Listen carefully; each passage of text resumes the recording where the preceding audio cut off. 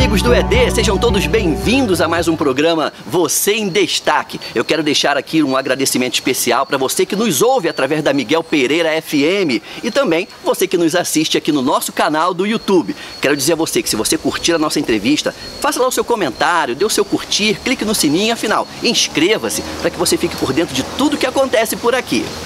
Bom, muita gente já sabe que os nossos programas sempre acontecem aqui nesse lugar que eu chamo de paraíso, pousada Casa do IP Amarelo. Agora, o que você não sabe é que o nosso entrevistado de hoje é o Dom Nelson Ferreira, bispo da Diocese de Valença. E o assunto hoje é catolicismo. Vem com a gente!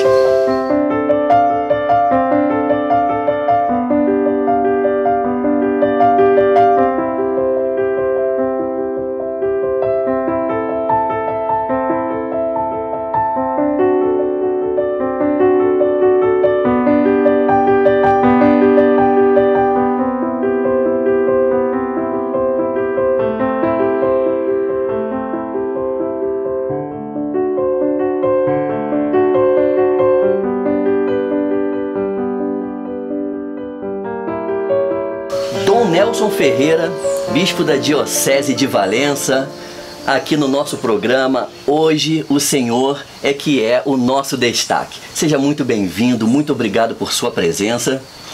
Obrigado.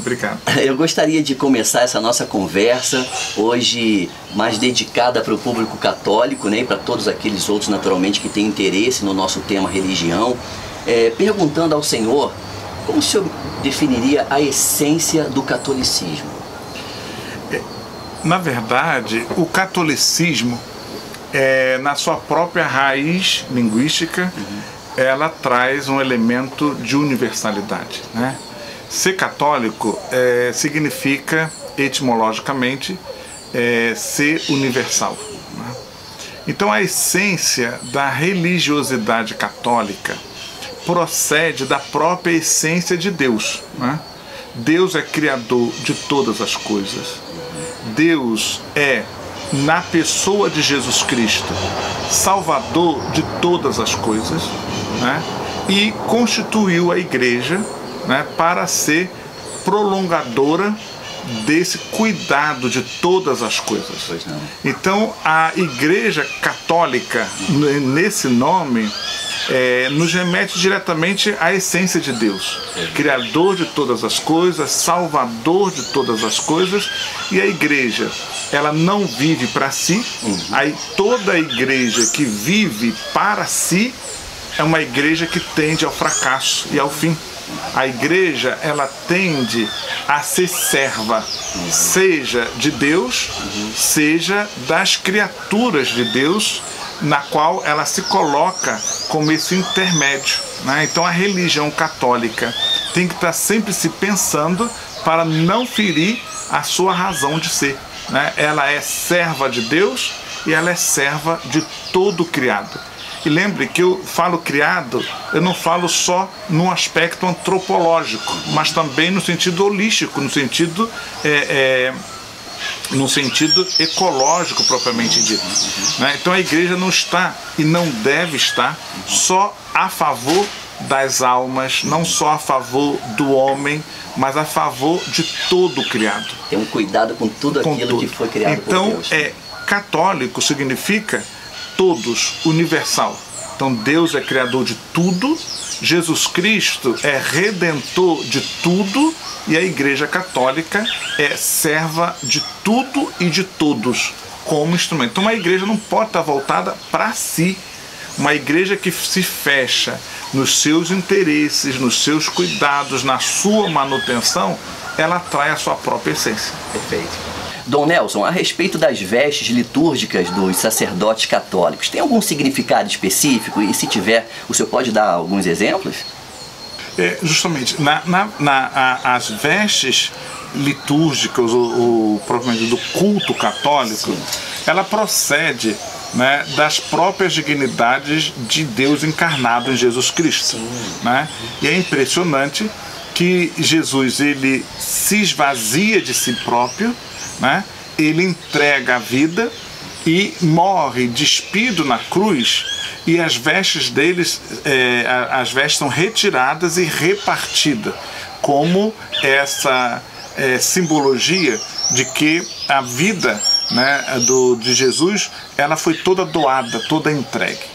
E, consequentemente, né, os sacerdotes, os religiosos, eles, na sua dimensão cultica, ele tenta, que não são homens perfeitos, não são homens santos em plenitude, também convive com a sua natureza marcada por tantas ambiguidades e incertezas, no ato de presidir o culto, então ele se reveste para simbolizar que ele está revestido dessa autoridade, dessa imagem, dessa presença do Deus que entregou a sua dignidade, as suas vestes, a sua grandeza para nós, apesar de nossas fragilidades.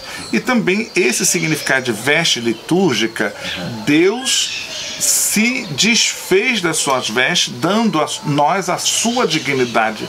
Então, ao se revestir para uma presidência litúrgica e não celebrar de qualquer jeito, com a roupa profana, com a roupa secular, com a roupa, mas se reveste, lembra um pouco sacramentalmente, essa sinalização de que vivemos e celebramos algo que nós recebemos diretamente de Jesus Cristo, né? Então, geralmente, tem o branco, a cor branca, que simboliza a paz, sempre a vitória, paz, né, tal. Temos o verde, que reporta a esperança, né, a fé, a expectativa, que o dia a dia é muito pesado, mas a cor verde nos reporta essa esperança de um dia a gente superar todas esses conflitos e essas mazelas. Temos o vermelho. A cor vermelha significa luta, significa que para fazer esse caminho de superação, a gente é chamado também a derramar suor, sacrifício e, se preciso for, na luta pela resgate da vida, da dignidade, do respeito, a, se preciso for, também derramar o sangue, né? E temos o roxo, né? O roxo, que é uma cor que simboliza justamente a luta, a dor, a ferida, as nossas dificuldades. Então essas 4 cores, né, acompanham as vestes litúrgicas, né, para presidir os cultos. De alguma forma elas por si já passam uma mensagem também, né, diretamente para pessoa que está assistindo. Às vezes a gente não dá muito atenção para esses aspectos, o que é assim muito delicado. Por exemplo, eu pessoalmente, eu sou uma pessoa muito simples, não querendo com isso me autoelogiar. Eu sou assim. Sim, é a sua natureza. Se simplicidade for defeito, então eu sou cheio de defeito, né? E, no entanto, quando a gente está no culto, né, eu faço questão de mostrar dignidade naquele ato e me revestir com toda a dignidade possível. Limpo, né, organizado, e também nos paramentos, que a gente chama as vestes litúrgicas, né, está imbuído de arte, né? Ter um bom gosto de combinar as cores, os símbolos, né? Então essas questões, porque nos remetem justamente à dignidade daquela grandeza que nós recebemos do próprio Deus. Perfeito, perfeito. Dom Nelson, eu vou fazer uma pergunta agora um pouco delicada. Eu sempre separo pelo menos uma para os nossos convidados, né? Mas eu penso ser assim de grande importância para quem está nos acompanhando. É que há quem pense que a igreja substituiu Jesus por Maria. O que o senhor poderia nos falar e esclarecer a esse respeito? O maior título que a gente vê em Maria é o título que ela se auto-aplicou. Eis aqui a tua escrava, eis aqui a tua serva, faça-se tudo conforme a tua vontade. Então, nesse sentido, a gente não pode procurar grandezas, virtudes em Maria, né, naquilo que o carinho pessoal, o carinho do imaginário popular atribui a Maria, né? E ali a gente percebe uma grandeza singular, né? Uma mulher que se anula, se aniquila para ser escrava de Deus.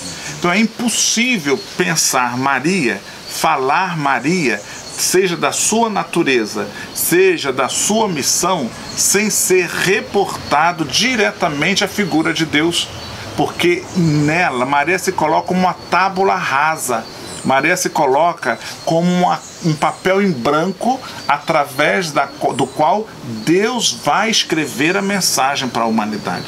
Então, quem olha para Maria e não consegue perceber essa dimensão do serviço, da pequenez, né, da serviçal, não conseguiu compreender plenamente a função, o lugar e a importância de Maria.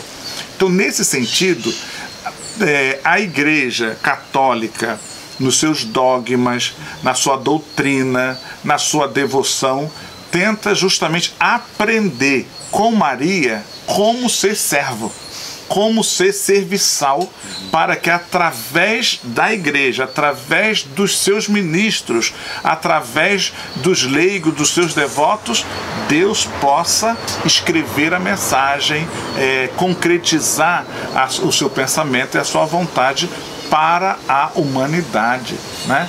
Então,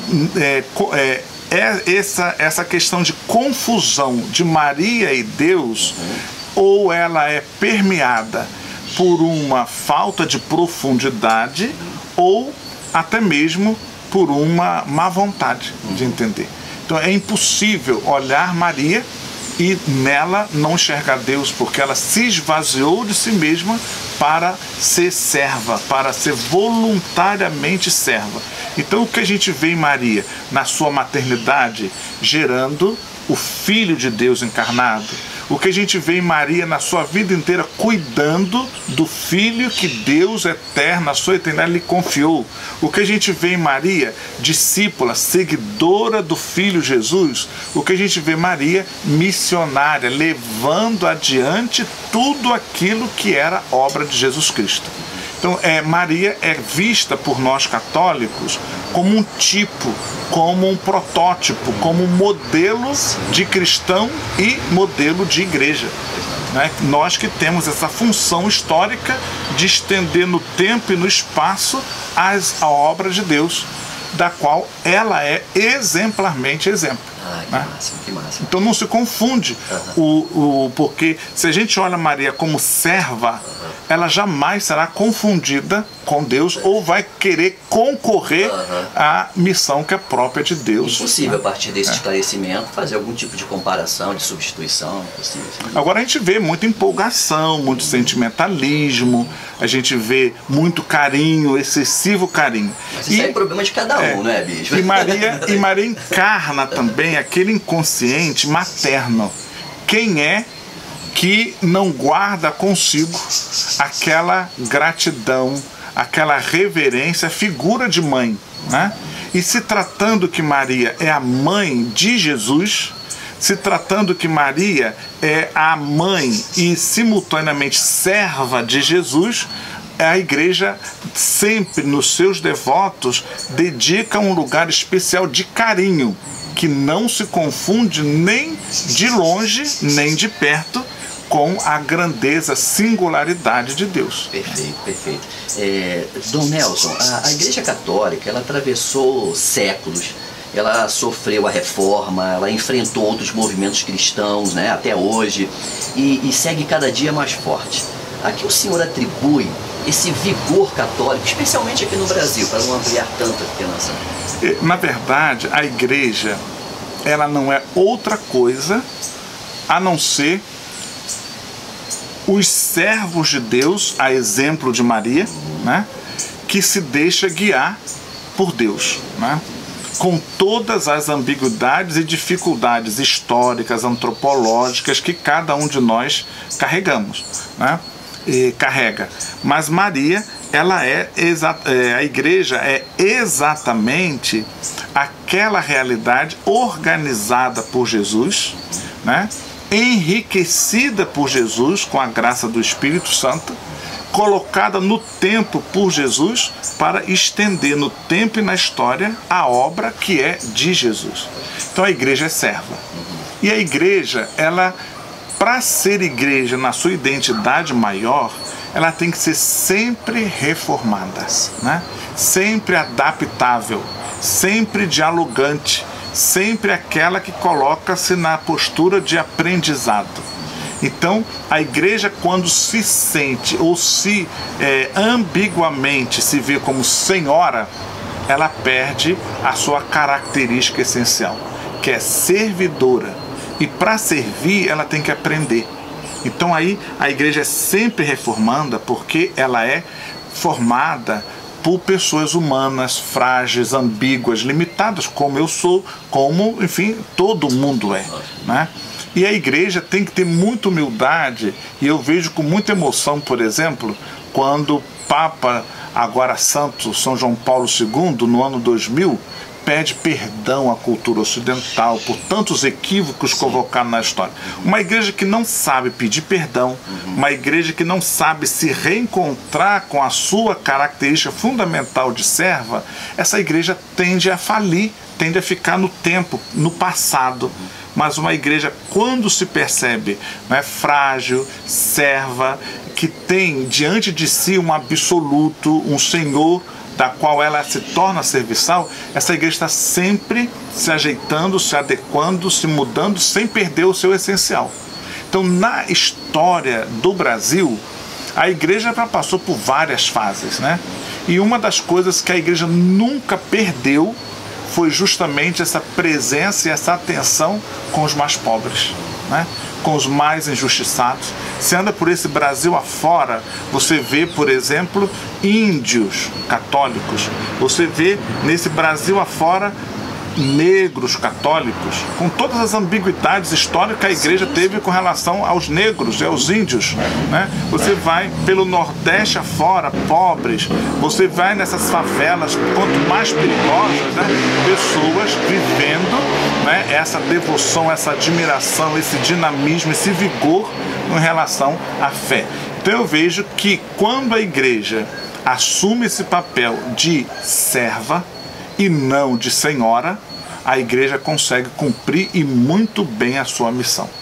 E é impressionante, por exemplo, que eu creio que não existe hoje, nessa sociedade globalizada, uma instituição que mais atua em relação a presos, a pobres, né, a desempregados, a famintos, a órfãos de guerras, essas coisas, como a igreja.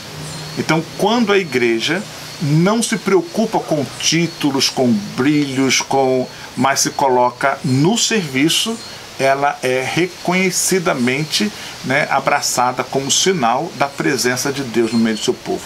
E o nosso povo brasileiro, que é um povo teimoso, é um povo forte, é um povo que luta, né, e sabe que dias melhores virão. Então a presença da igreja, de uma certa maneira, é uma âncora, né, através da qual a gente se segura nos meios de tantas e tantas turbulências. Então muitas das vezes a gente vê a igreja muito preocupada, né, consigo mesmo, né?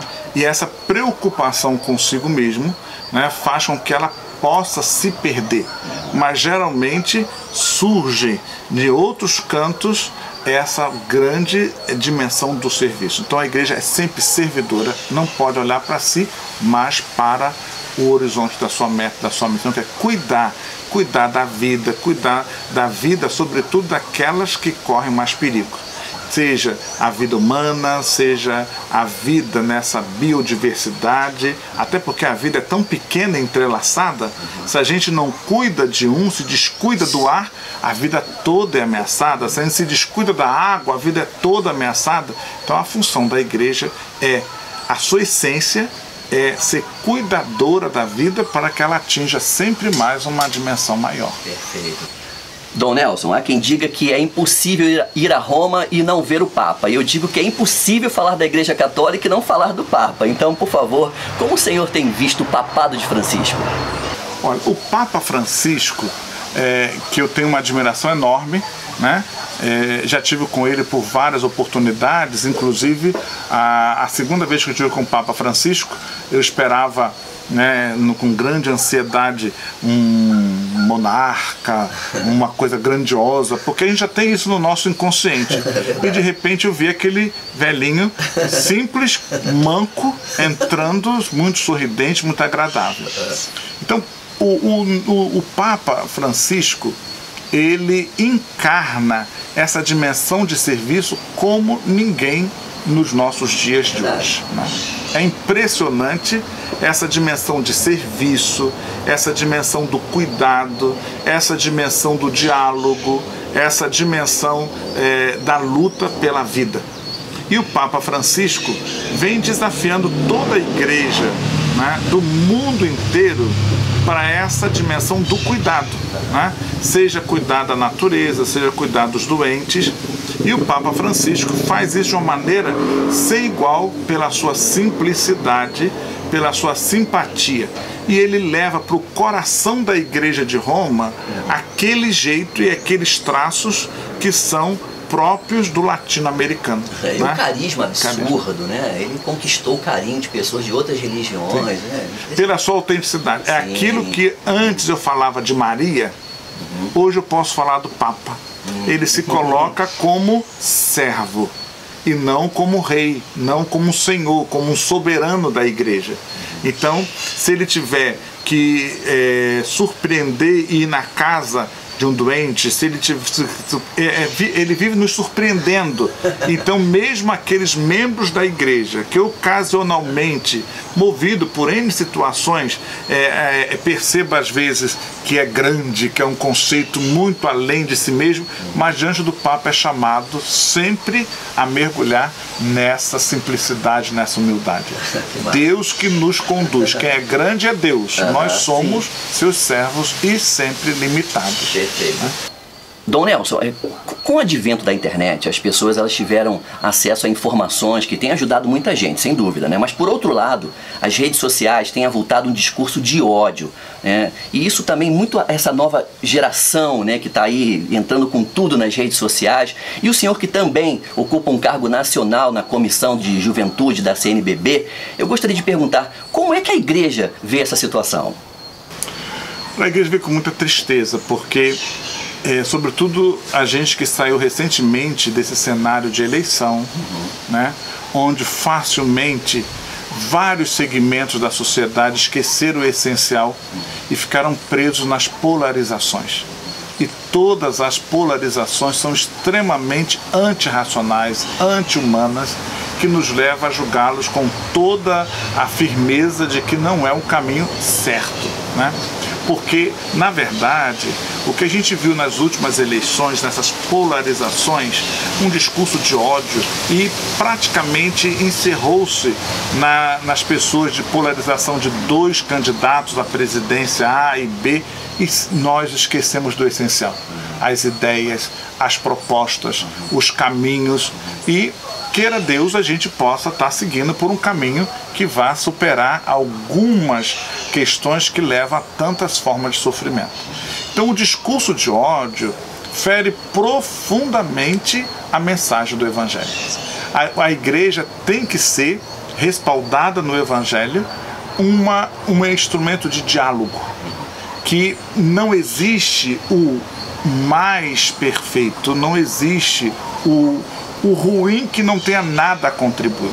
Então eu creio que na mística do diálogo, na mística da comunhão, na mística do respeito, a gente precisa criar pontes para superar esses abismos de extremidades que se instalou no âmbito intelectual, no âmbito político, no âmbito social, né, que acaba tendo um cenário favorável para o ódio, para a disputa, para aquelas coisas todas. Então eu acredito que a igreja precisa ser, nesse momento, no nosso Brasil, um instrumento de diálogo e saber construir pontes para resgatar o valor daqueles que estão mais longe, daqueles que estão excluídos, daqueles que estão feridos. Eu não acredito que o caminho para tirar o Brasil de toda essa crise ético-moral seja polarização, né? Mas a comunhão se dá pelo diálogo, pela fraternidade e até, eventualmente, pelo perdão e compreensão. É possível, né, conversar com uma pessoa que tem uma opinião diferente, contrária, até oposta, sem precisar atravessar a linha do respeito, né? A gente cresce. O outro não pode ser necessariamente igual a mim. Sim, né? sim. Pelo contrário, a riqueza do outro é ser diferente de mim. E a minha riqueza é cada vez mais enriquecida com a presença do outro que pensa diferente. Eu não tenho dificuldade de lidar com comunistas, não tenho dificuldade de lidar com pessoas de outras religiões, não tenho dificuldade de lidar com fascista, desde que a gente tenha bem claro quais são as nossas metas. É o bem do Brasil? Ótimo. É a cultura da paz? Vamos dar as mãos. Né? É o bem do Brasil? É o socorro aos pobres? Vamos nos dar as mãos? É a solidariedade com a natureza que está gritando, pedindo socorro, aí ameaçada, agredida por todos, vamos nos dar as mãos. Então eu creio que todos os homens, nas suas diferenças, todos têm com que contribuir para a cultura da paz, a cultura do respeito, a cultura da vida, que essas sim estão sendo ameaçadas, e nós, homens de boa vontade. Eu gosto muito daquela expressão do Evangelho quando diz: glória a Deus no céu e paz na terra aos homens de boa vontade.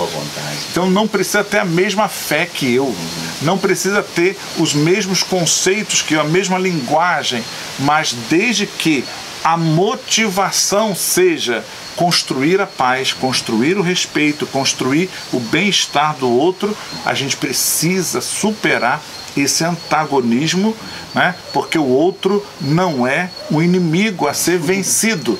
O outro a gente tem que se aproximar para aprender com ele, cada vez mais crescer. A troca é sempre produtiva, né? A gente sempre aprende alguma coisa. E nós não vamos encontrar o caminho da paz apostando nesse antagonismo, nesse criticismo, enfim, é o caminho errado que nós precisamos refazer para encontrar o outro que pensa diferente, que se veste diferente, que se expressa diferente, como irmãos, na essência da fraternidade. Certo.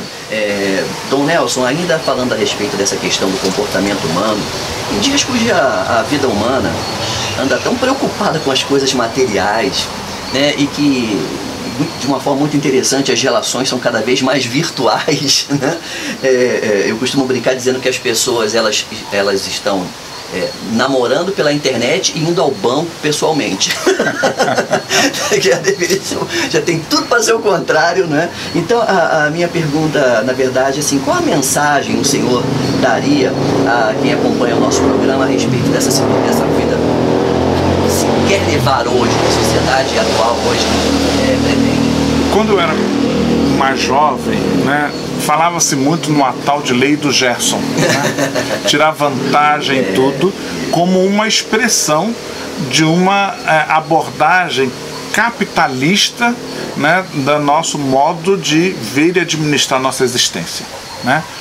Por influência daquele refrão, axioma americano, tempo é dinheiro, tempo é dinheiro, a gente vê hoje uma dinheirolatria, né, que nos angustia muito. E ao organizar a nossa vida em torno do dinheiro, a gente se desumaniza muito, né? E eu creio que aqui esteja uma das fortes causas da violência, né? O dinheiro passou a ser o Deus, o dinheiro passou a ser administrar a família, passou a administrar os nossos sentimentos, os nossos valores, e a gente precisa saber que o dinheiro tem a sua importância, o capital tem a sua importância, mas não é essencial para a vida humana. E a gente poderá ver que há outros valores fora dessa dinheirolatria, né, que pode reger a vida das pessoas, como os valores morais. A nossa educação como tal está muito técnica. Sim. E muito longe dos valores humanos, né? Então a gente vai como se treinando para fazer uma coisa que dê dinheiro, que dê aquelas coisas. Os relacionamentos estão nas aparências, né? Estão nas sensações físicas que nos leve a alguma vantagem. E às vezes, né, nós esquecemos que os nossos relacionamentos afetivos, fraternais, né, a nossa profissão, o nosso estudo, a nossa formação, não pode apenas ser valorizado ou capitalizado sobre os nossos interesses. Então, muitas das vezes isso gera um vazio muito grande. Isso me deixa muito angustiado enquanto pastor, porque a gente tem visto crescer em nossos dias a cultura do suicídio, a cultura da depressão, a cultura do vazio, e necessariamente nos leva a repensar, né, sobre quais valores estão construindo os meus sonhos, meu serviço, a minha grandeza, a minha dignidade. Então eu vejo que a vida virtual, a internet, que tem um valor enorme em todos os sentidos, né? Tem um valor enorme até mesmo para a afetividade. Alguns que procuram namorada na internet ou coisa semelhante, é um canal muito grande. Agora, precisamos sempre guiar-nos por outros valores que não seja uma busca egoística ou solitária de satisfação, de prazer em todos os sentidos. Senão a gente se perde, se machuca. E eu não tenho dúvida que a cultura virtual recheada por esse interesse, né, egoísta, egocêntrico, nos leva ao vazio, nos leva ao niilismo, nos leva à experiência de um nada, que é pai, essa sensação é pai e mãe dessa cultura do suicídio, dessa cultura da drogatização, da fantasia e da mentira. Uma vida tão infeliz, né? Bom, Dom Nelson, o nosso programa tem lá o seu tempo, nós já chegamos no finalzinho e eu gostaria de usar esse espaço que nos resta para que o senhor faça suas considerações finais. Qual a mensagem que o senhor gostaria de deixar às pessoas que nos acompanharam até agora? Que bom. Para mim é muito importante, você veja, se trata de um programa virtual, né? Mas é muito importante a gente usar todas as nossas potencialidades, movidas por valores sinceros e profundos, visando construir a cultura da paz. O nosso povo, a nossa gente, está sofrendo muito, em todos os sentidos. Essa crise de valores, essa crise ética e essa crise moral tem levado a um sofrimento sem fim. Então eu quero justamente me reportar aos homens de boa vontade. Nem aqui eu abro mão de me reportar às pessoas de religião, às pessoas de igreja, às pessoas cristãs, às pessoas afrodescendentes, às pessoas espíritas, kardecistas, às pessoas mas ao homem de boa vontade. Eu acho que a gente precisa se perguntar pela nossa missão, pela nossa responsabilidade e nos fazer, como Maria, serva desse Deus que quer nos levar à superação de toda e qualquer violência.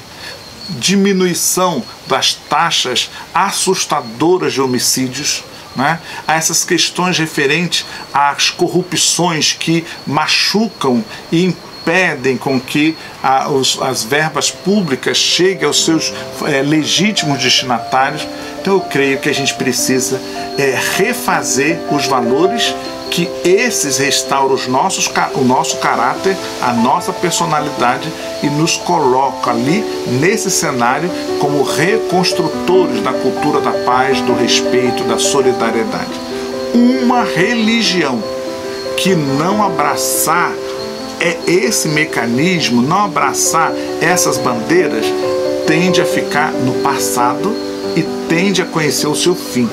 Mas uma religião que se redescubra, se repense, reconstrua dentro desse horizonte de serviço, resgatando os seus valores, eu não tenho dúvida, o brasileiro por si só tem um valor especial e uma sensibilidade que os tornam árbitros das nossas condutas.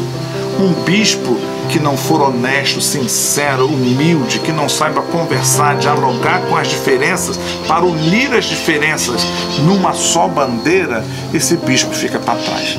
Essa religião fica para trás, esse padre fica para trás, esse religioso ou religiosa fica para trás. Então, mais do que apostar na intolerância, mais do que apostar nos interesses pessoais e particulares, mais do que apostar, enfim, no poder do dinheiro, no poder da fama e do glamour, nós temos que apostar mais no valor do aperto de mão, do abraço fraterno, da ajuda solidária, senão nós não vamos perder por completo o rumo da nossa história. Bom, eu conversei com Dom Nelson Ferreira, bispo da Diocese de Valença, que enriqueceu muito o nosso conhecimento a respeito do catolicismo aqui no Você em Destaque. Muito obrigado vocês aí. Deus abençoe. E aí, você está gostando da 5ª temporada do Você em Destaque? Se estiver gostando, então inscreva-se no nosso canal, dê o seu curtir, faça o seu comentário e não esqueça de clicar aqui, ó, no sininho, que você vai ficar por dentro de tudo que acontece por aqui.